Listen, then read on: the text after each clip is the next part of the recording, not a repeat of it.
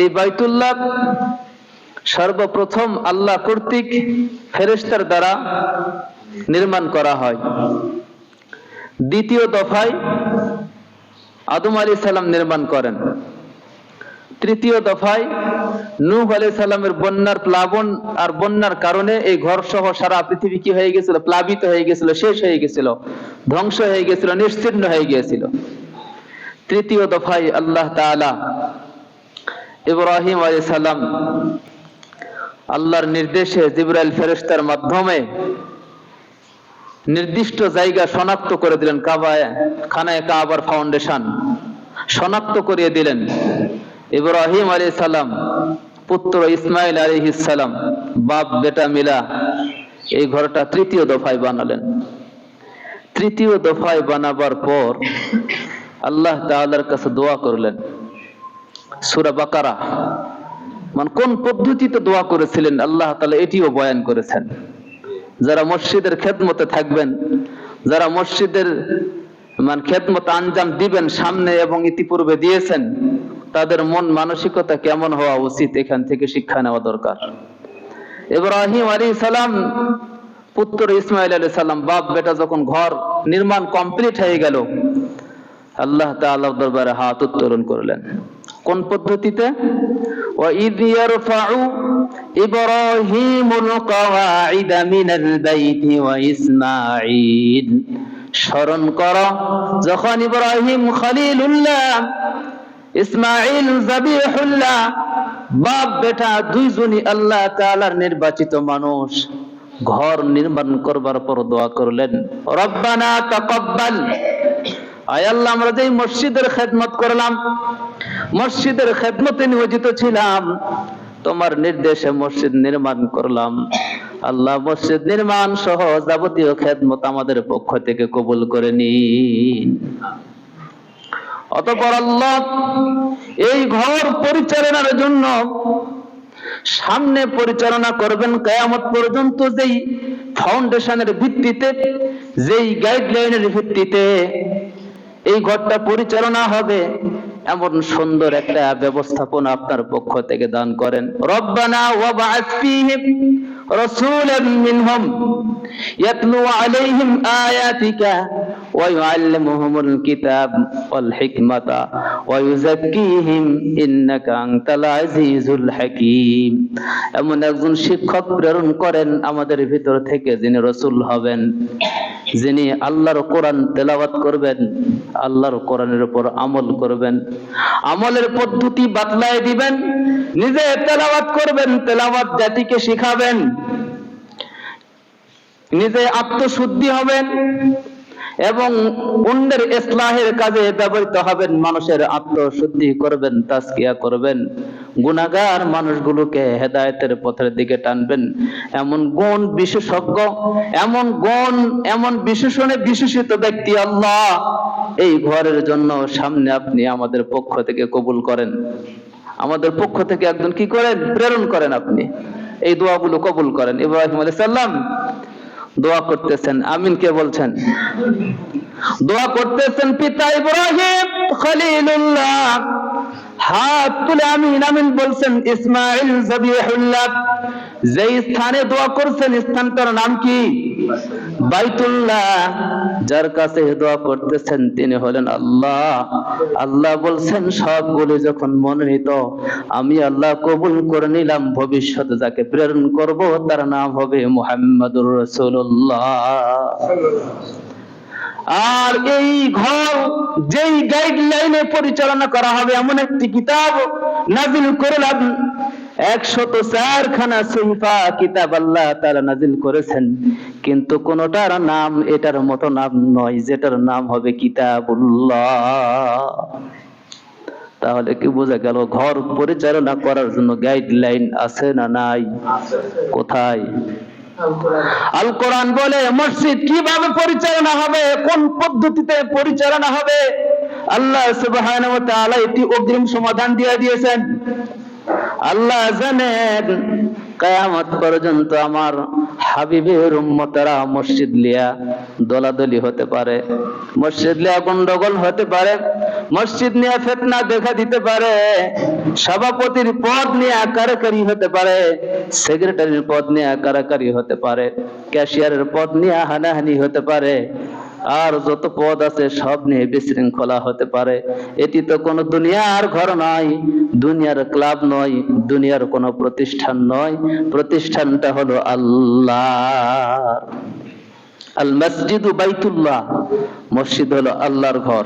আপনারা কি মনে করেন ঘর যার, তার ঘর রক্ষণাবেক্ষণের দায়িত্বশীল কারা হবেন, রক্ষণাবেক্ষণ কোন পদ্ধতিতে করা হবে, এই ঘর পরিচালনা কোন পদ্ধতিতে করা হবে, যার ঘর চিন্তা কি তার নাই? আল্লাহ তাআলা অগ্রিম সমাধান দিয়ে দিয়েছেন কোরআনুল কারীম।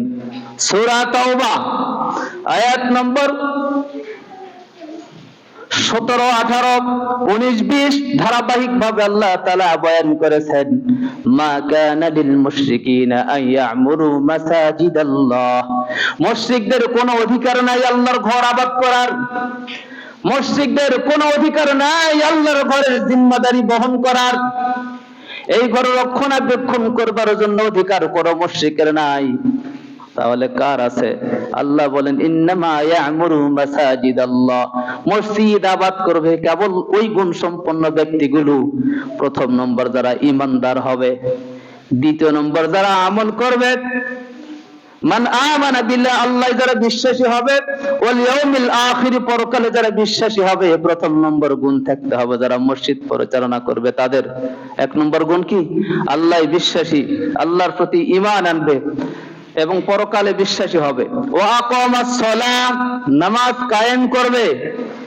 নিজে নামাজ পড়ে না, নামাজ কায়েম করতে চাইলে হবে না? নামাজ কায়েম করার পূর্ব শর্ত আগে নিজে পড়া লাগবে, তারপর না প্রতিবেশীদের বলা যাবে চলো না, কিন্তু নিজেই নামাজ পড়ে না, তাহলে হবে? নিজে নামাজ পড়বে, নামাজ কায়েম করবে, প্রতিবেশী যারা আছে তাদেরকে নামাজের আহ্বান করবে, আত্মীয় স্বজন, সন্তান সন্ততি, ডানে বামে সামনে পিছে যারা থাকবে, নিজে ভালো কাজ করবে, তাদেরকেও ভালো কাজের দিকে আহ্বান করবে। তাআওয়ানু আলাল বিররি ওয়াত তাকওয়া, নিজে তাকওয়াবান হবে, নিজে আল্লাহওয়ালা হবে এবং আল্লাহওয়ালা হওয়ার পথে জাতিকে আহ্বান করবে, এমন গুণ থাকা লাগবে। আছে আমাদের সবার? ওয়া আকামাস সালাত ওয়া আতাজ যাকাত, যাকাত আদায় করবে সময় মতো। এখন বর্তমান সিজন চলতেছে ধান কাটা মারা, নাকি? ধানের সিজনে গরিব মিসকিন মাদ্রাসা মসজিদের হক আছে তো? এই হকগুলো ব্যাপারে সচেষ্ট থাকবে। নাম্বার 1 আল্লাহর প্রতি বিশ্বাসী হবে, পরকালে বিশ্বাসী হবে। নাম্বার 2 নামাজ কায়েম করবে। নাম্বার 3 যাকাত আদায় করবে। এরপরে আল্লাহ সুবহানাহু ওয়া তাআলা বলেন ওয়ালাম ইয়াখশা ইল্লাল্লাহ, আল্লাহ ছাড়া কাউকে ভয় করবে না। এটা হলো মুমিনের গুণ হওয়া লাগবে। যারা মসজিদ পরিচালনা করবে, আল্লাহ ছাড়া দুনিয়ার কাউকে ভয় করা যাবে না। তাহলে কি হবে? ফাআসা উলাইকা আন ইয়াকুনু মিনাল মুহতাদিন, তাহলে হতে পারে, সম্ভবত আশা করা যায় এরা সফল কাম এবং হেদায়েত প্রাপ্তদের ভিতরে হবে, যদি এই গুণগুলো থাকে। আর যদি না থাকে তাহলে তো বুঝতেছেন কোন মুশরিকের কোন অধিকার নাই এই ঘরে এসে রক্ষণাবেক্ষণের দায়িত্ব নিবে বা এই ঘরের পরিচর্যাকারী হবে, এই ঘরের ব্যবস্থাপক হবে, কোন মুশরিকের অধিকার নাই। এটা কেবলমাত্র ঈমানদার, আল্লাহওয়ালা, যারা আল্লাহতে বিশ্বাসী, নামাজ কালাম ঠিক মতো সময় মতো আদায় করে, নামাজ কায়েম হওয়ার ব্যাপারে যাবতীয় প্রস্তুতি গ্রহণ করে, যাকাত সময় মতো আদায় করে এবং আল্লাহ ছাড়া কাউকে ভয় করে না, এমন গুণ যাদের ভিতরে থাকবে, কেবলমাত্র তাদের দ্বারাই মসজিদ ভালোভাবে পরিচালিত হবে। আপনারা কি চান মসজিদ ভালোভাবে পরিচালিত হবে এমন গুণ সম্পন্ন ব্যক্তিগুলোর হাতে মসজিদ থাকে কি? নাকি যারা নামাজ পড়ে না, কোরআন তেলাওয়াত করে না, নিজের মানে পরিশুদ্ধ নাই, নিজের ঠিক নাই, অন্যকেও ঠিক করার চিন্তা নাই, নিজে নাফরমান গুনাহগার, যত রকমের অপকর্ম সব কাজে জড়িত থাকবে, অন্যকে ভালো করার আশা তার শতভাগ নিশ্চিত। আল্লাহর কোরআন বলেন ইব্রাহিম আলাইহিস সালাম দোয়া করলেন, ইব্রাহিম খলিলুল্লাহ, আমিন বললেন ইসমাঈল যাবিহুল্লাহ। যে স্থানে দোয়া করতেছেন স্থানটার নাম হলো বাইতুল্লাহ, যার কাছে দোয়া করতেছেন তিনি হলেন আল্লাহ। আল্লাহ বলেন সবগুলি যখন নির্বাচিত, আমি আল্লাহ কবুল করে নিলাম এবং সংবাদ দিলাম ভবিষ্যতে তাকে প্রেরণ করব, তার নাম হবে মুহাম্মদুর রাসূলুল্লাহ। আর যেইভাবে, যেই পদ্ধতি, যেই গাইডলাইন, যেই গাইডের উপর ভিত্তি করে সবকিছু পরিচালনা করবেন, তার নাম হবে কিতাবুল্লাহ। এই জন্য সবকিছুর সমাধান এই কিতাবের মধ্যে আছে না নাই? বেকার গন্ডগোল করে লাভ কি? হুজুর সাল্লাল্লাহু আলাইহি ওয়াসাল্লাম হিজরতের পূর্বে, হিজরত করার আগ দিয়া বাইতুল্লাহ গেলেন। বাইতুল্লাহ রক্ষণাবেক্ষণের দায়িত্ব তখন ছিল কুরাইশদের হাতে।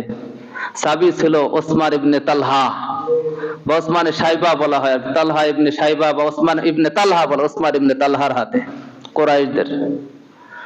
তো ওসমান ইবনে তালহাকে বলছেন যে ভাই, কাবার দরজাটা কিছুক্ষণের জন্য খুলে দাও, হিজরত করে যখন চলে যাব 2-4 রাকাত নামাজ পড়ে যাই, দোয়া করে যাই। ওসমান ইবনে তালহা বলে না না, চাবি তোমারে দেওয়া যাবে না। অনেকবার নবীজি চেয়েছেন, ওসমান ইবনে তালহা বলে না না, কাবার চাবি তোমার হাতে দেওয়া যাবে না, খুলে দেওয়া যাবে না। রাসূলুল্লাহ সাল্লাল্লাহু আলাইহি সাল্লাম ভারাক্রান্ত হৃদয়ে বিষণ্ণ মনে ওসমান ইবনে তালহাকে বললেন, ওসমান ইবনে তালহা রে, আজকে আমারে চাবি দিলে না, কিন্তু আল্লাহর নামে কসম করে বলছি, এমন একটা দিন সামনে আসতেছে যেই দিন আমি ওখানে দাঁড়িয়ে থাকবো, চাবিটা আমার হাতে থাকবে। আমি আজকে যেমন এখানে দাঁড়িয়ে আছি, আমি যেমন তোমার দিকে তাকিয়ে আছি, এমন একটা দিন আসবে চাবি আমার হাতে থাকবে, দাঁড়িয়ে থাকবো ওখানে, আর তুমি এখানে দাঁড়িয়ে থাকে আমার দিকে তাকায় থাকবে। আসতেছে, সামনের দিনগুলো আসতেছে। ওসমান ইবনে তালহা বলে, ওই দিন কি কুরাইশরা সবাই মারা পড়বে নাকি? ওসমান ইবনে তালহা বলে কি, ওই দিন কি কুরাইশরা সব মারা পড়বে? তার মানে কি, কথা তো মানে কানে নিল না, আমার তিরস্কারের বাক্য ছুড়ে দিল যে ওই দিন কি কুরাইশরা ধ্বংস হয়ে যাবে নাকি? নবীজি ভারাক্রান্ত মনে চলে গেলেন, হিজরত করে মদিনায় গেলেন। দীর্ঘদিন পর যখন আল্লাহর নবীজি হাজার হাজার সাহাবায়ে কেরামকে নিয়ে মক্কা যেদিন বিজয় হলো, বিজয়ের বেশে মক্কায় প্রবেশ করলেন। খানায়ে কাবার ছাদে আজানের সময় হলে বেলালকে বললেন, বেলাল উঠো, কাবার ছাদে আজান দাও। বেলাল রাদিয়াল্লাহু আনহু আজান দিলেন। তালাশ করা হলো ওসমান ইবনে তালহা কোথায়, চাবির দরকার। বেলাল যখন আজান দেয়, আবু সুফিয়ান তখনও মুসলমান হয় নাই। হারিস ইবনে হিশাম কাফেরদের একজন, পরস্পর বলাবলি করছে, দেখো দেখো মুহাম্মাদের পাগলামি দেখো, কেমন মূর্খদেরকে একত্রিত করেছে আজান দেবার জন্য। বুঝি কোন সম্ভ্রান্ত পরিবারে কেউ ছিল না। কালো কুশ্রী একটা কাক, যে আমাদের গোলাম ছিল, হাবশী গোলাম উমাইয়া ইবনে খালফের গোলাম ছিল, এই গোলামটারে সম্মানের মতো একটা জায়গা কাবার ছাদে উঠায় দিছে আল্লাহর নামটা উঁচু আওয়াজে ডাকবার জন্য।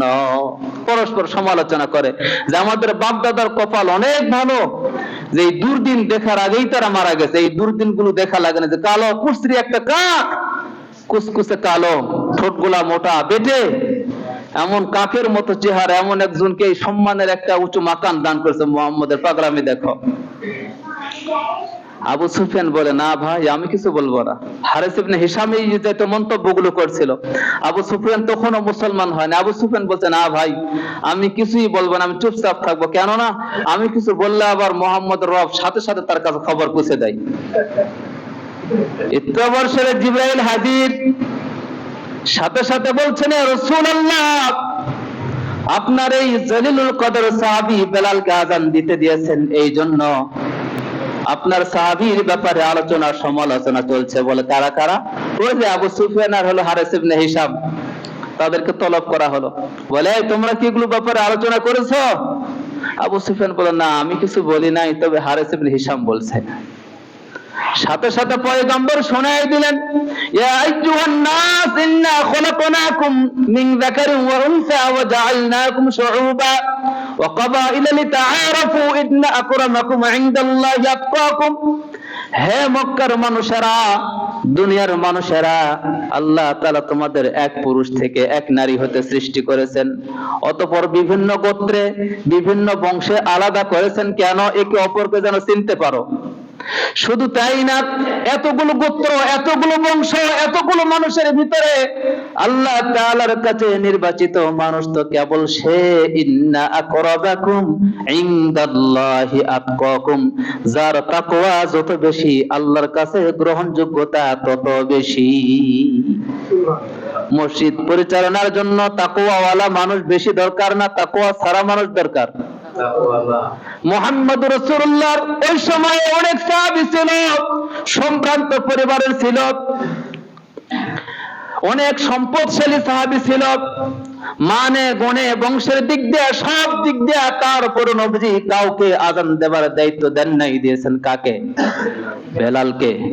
মুফাসসিরিন কেরাম বলেন বেলাল রাদিয়াল্লাহু আনহু আযান দিচ্ছিলেন, সাহাবায়ে কেরামের সামনে কাফেররা সমালোচনা করে, দেখো দেখো এমন একটা কালো কুচরি কাককে আযানের এই দায়িত্বটা দিয়েছে যে আযানের শব্দগুলো ঠিকমতো উচ্চারণ মানে কি বল করতে পারে না। সাহাবায়ে কেরাম যখন নবীজির দরবারে বলেন, ইয়া রাসূলুল্লাহ, আমাদের ভিতরে তো অনেক সুললিত কণ্ঠ, উঁচু আওয়াজ, স্পষ্ট ভাষী অনেক ব্যক্তি আছে, আপনি বেলালকে বাদ দিয়ে তাদেরকে আযানের দায়িত্বটা দেন, তাহলে অন্তত সমালোচনার হাত থেকে আমরা বাঁচবো। নবীজির কাছে যুক্তিটা গ্রহণযোগ্য মনে হলো।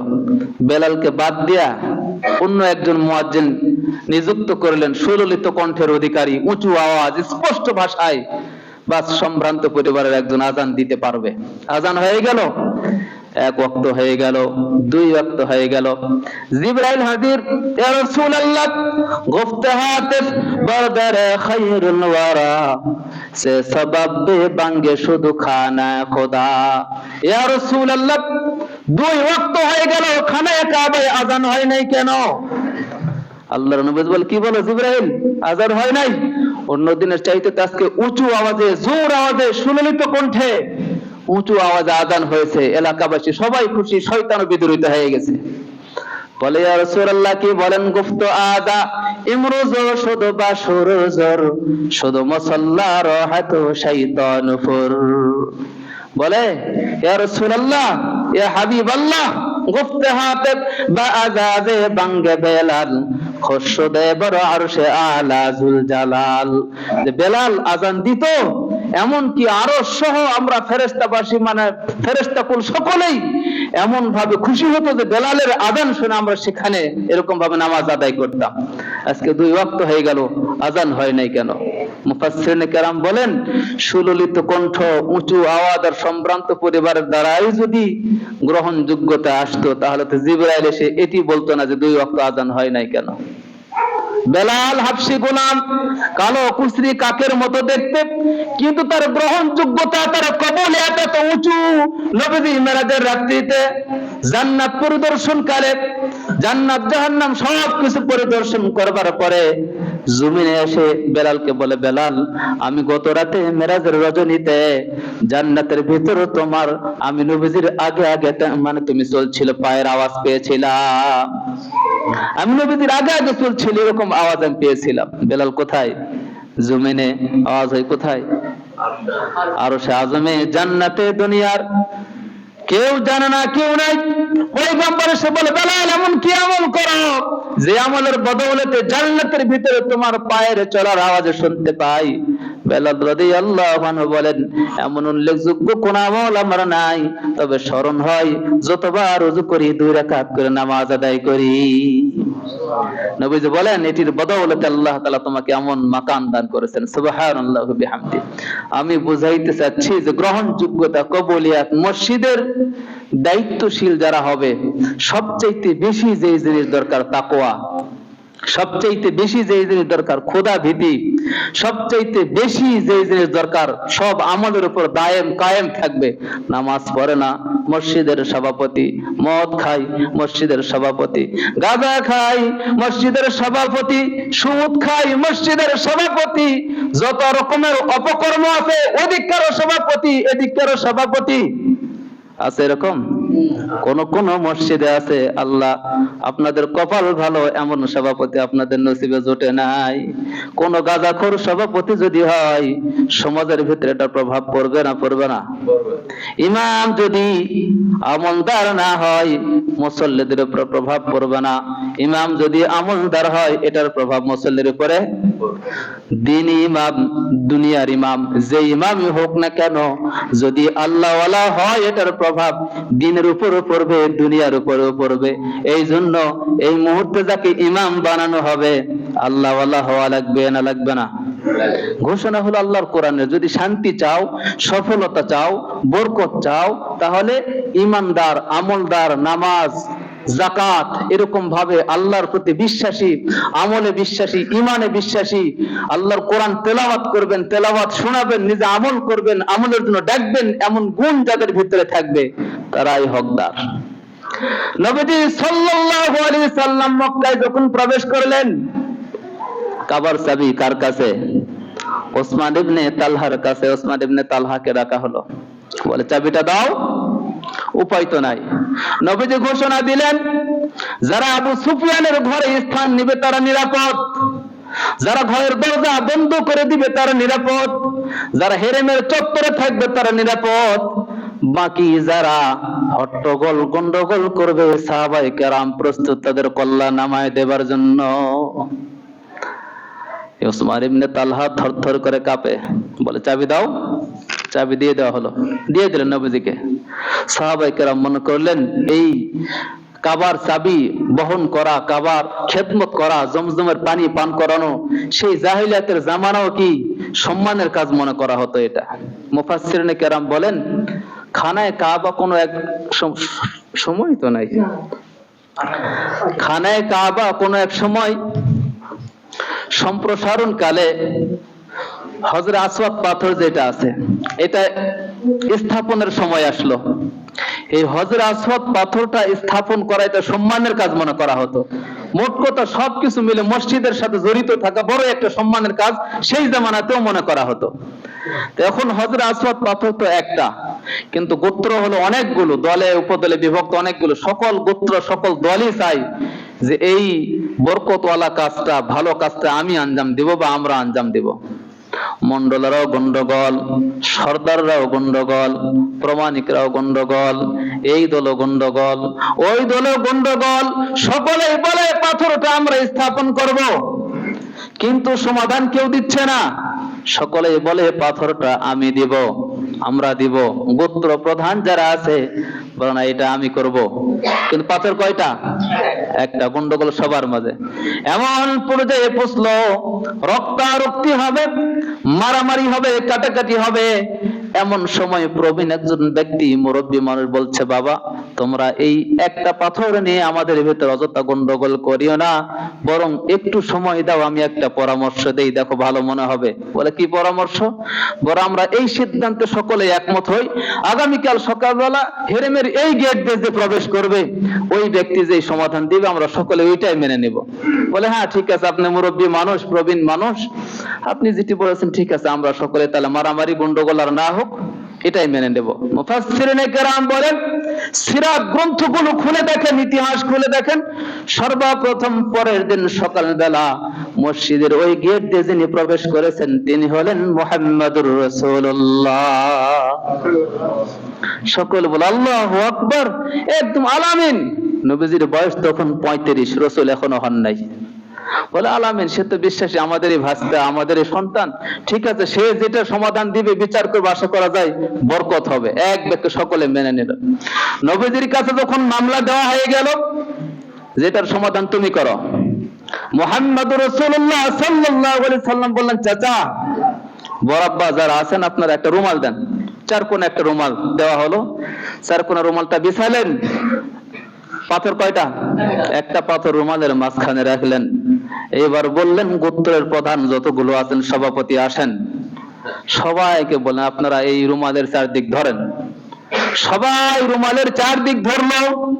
আস্তে আস্তে স্থাপনার জায়গা পর্যন্ত যখন নিয়ে যাওয়া হলো, নবীজি নিজের নিজ হাতে এই বরকতপূর্ণ পাথরটি জায়গা মতো স্থাপন করে দিলেন। এইটি হলো সমাধান। দুনিয়ার সব সমাধানের রাস্তা যখন বন্ধ হয়ে যায়, কোরআনের রাস্তা তখন খুলে যায়। এই জন্য সকল কিছুর সমাধান কোরআনের ভিতরেই আছে ভাই। মসজিদ নিয়ে গন্ডগোল হচ্ছে, সভাপতি কে হবে, সেক্রেটারি কে হবে। এটা শুধু এই মসজিদে নয়, দুনিয়ার আরো যত মসজিদ আছে সব মসজিদে কম বেশি আছে না নাই? দুনিয়ার কোন ঘর এটি নয় আল মসজিদ বাইতুল্লাহ। আল্লাহর ঘরের ব্যাপারে সাবধানতা অবলম্বন করেন। সূরা ফিল খুলে দেখেন, কোরআনুল কারীমের অসংখ্য আয়াতে সাক্ষী। মসজিদ নিয়ে যারা গাদ্দারি করার চিন্তা ভাবনা করেন, সে আল্লাহ কিন্তু আজও আছেন না নাই? এই জন্য মসজিদ নিয়ে কোনো গাদ্দারি চিন্তা করা যাবে না। দ্বীনি খেদমতের নিয়তে, জাতির উদ্দেশ্যে, আল্লাহকে রাজি আর খুশি করবার উদ্দেশ্যে, আল্লাহর ঘর পরিচালনা করার জন্য সবচাইতে বেশি যোগ্যতা যেটি কোরআন বলছেন ঈমান। ঈমানদার হতে হবে, আমলদার হতে হবে। আমলদারের ভিতরে প্রথম নম্বর আমল কি? নামাজ। নামাজ 5 ওয়াক্ত মসজিদে থাকা লাগবে। যাকাত ঠিক মতো আদায় করা লাগবে। আল্লাহ ছাড়া কাউকে ভয় করা যাবে না। আল্লাহতে বিশ্বাসী হওয়া লাগবে। কোন শিরক, এই জাতীয় কোনো কাজ, নাফরমানি কাজ করা যাবে। নীতিমালা, এটা কোরআন বয়ান করেছে, আমার কথা নয়। এই জন্য আপনাদের মসজিদেও মনে হচ্ছে এগুলো কিছু হচ্ছে, কিছু মনে হয়। তো এই জন্য মসজিদের সভাপতি কে হবে, সেক্রেটারি কি হবে, ক্যাশিয়ার কে হবে, সবকিছু নীতিমালা কোরআনুল কারীম বয়ান করেছেন। ইমাম আবু ইউসুফ রহমতুল্লাহি আলাইহির জামানায়, এটা বলে শেষ করে দেব। এক বাদশাহ তার স্ত্রীকে বলছে, তুমি যদি আমার এই এলাকায় রাত্রি যাপন করো তাহলে 3 তালাক। বাদশাহ তার স্ত্রীকে বলেছে, তুমি যদি আমার এলাকায় রাত্রি যাপন করো তাহলে 3 তালাক। আপনারা কি মনে করেন, গোটা বাংলাদেশের উত্তর থেকে নিয়ে দক্ষিণ, পূর্ব থেকে নিয়ে পশ্চিম, এই গোটা প্রান্তের বাদশাকে? বাংলাদেশের প্রধানমন্ত্রী শেখ হাসিনা। এমনি ভাবে ওই তৎকালীন জামানায় বাদশাহ বলেছেন, তুমি যদি আমার এই এলাকায়, আমার সীমানায়, আমার রাজত্বের সীমানায় রাত্রি যাপন করো তাহলে 3 তালাক। তখন তো আর বিমান ছিল না, রেল ছিল না, যানবাহন এরকম ছিল না যে ঘন্টার ভিতরে বাংলাদেশ ছেড়ে, ইন্ডিয়া ছেড়ে ভুটান চলে যাবে, এরকম ছিল? এরকম ছিল না। এখন কি করবে?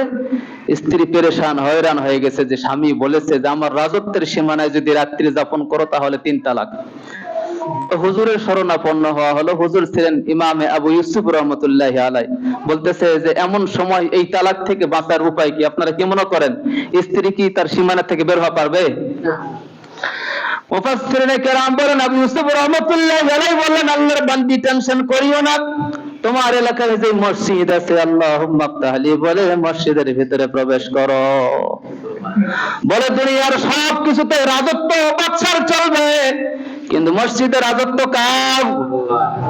আল মসজিদু বাইতুল্লাহ। মসজিদ কার ঘর? রাত্রি যাপন মসজিদে বাস। এই জন্য মসজিদের সীমানা এটি হলো কেবলমাত্র আল্লাহর। স্ত্রী পর্যন্ত তালাক হয় না। এই জন্য ভাই, মসজিদ নিয়ে এমন কোন কাজ করা যাবে না যেটির দ্বারা আমাদের উপর কাফারা আসবে, যেটির দ্বারা আমরা সামনে গজবের সম্মুখীন হব।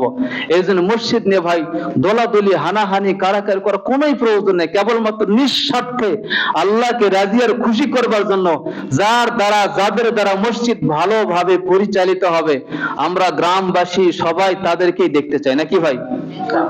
রাজি আছেন তো আমার কথায়, না রাগ করলেন? আমরা গ্রামবাসী সভাপতি, সেক্রেটারি, ক্যাশিয়ার হিসেবে তাদেরকেই দেখতে চাই, যাদের দ্বারা মসজিদ সহ গোটা সমাজ ব্যবস্থাপনা আল্লাহর বিধান অনুযায়ী, নবীদের সুন্নাত এবং আদর্শের ভিত্তিতে পরিচালিত হবে। আল্লাহ কবুল করেন, তাদেরকে যেন আল্লাহ কবুল করেন। আমিন। ওয়া মা আলাইনা ইল্লাল বালাগ। আমরা যারা সুন্নাত পড়ে না